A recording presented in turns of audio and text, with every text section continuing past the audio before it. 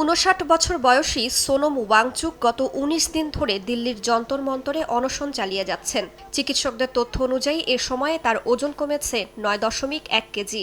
এখন তিনি শারীরিক দুর্বলতায় ভুগছেন, এমনকি অন্যের সহায়তা ছাড়া দাঁড়াতেও পারছেন না। চিকিৎসকরা সতর্ক করে বলেছেন, শরীরের চর্বি ক্ষয়ের পর এখন তার পেশিও ক্ষয় হতে শুরু করেছে। পরবর্তী ধাপে অভ্যন্তরীণ অঙ্গ প্রত্যঙ্গ ক্ষতিগ্রস্ত হলে পরিস্থিতি আরও জটিল হয়ে উঠতে পারে। সোনমকে বাঁচাতে চিকিৎসা সহ যা যা করণীয় তার সবকিছু করতে কেন্দ্রীয় সরকারকে নির্দেশ দিয়েছেন দিল্লি হাইকোর্ট।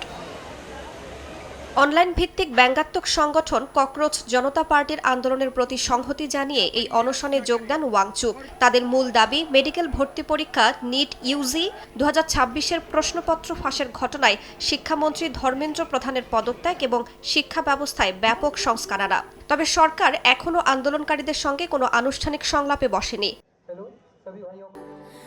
স্যান্ডেলিনা সো, রূপচর্চায় আভিজাত্য।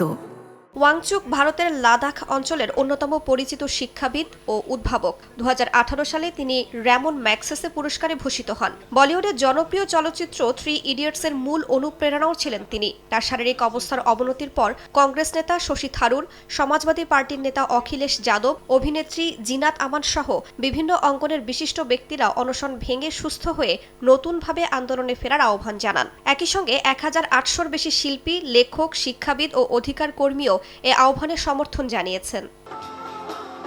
তবে এখনই অনশন ভাঙার কোনো ইঙ্গিত দেননি সোনম ওয়াংচুক। তার কথায়, যে পথ তিনি শুরু করেছেন সেটিকে যৌক্তিক পরিণতিতে পৌঁছাতে চান। আগামী ২০ জুলাই পার্লামেন্ট অভিমুখে পদযাত্রার ঘোষণা দিয়েছেন আন্দোলনকারীরা।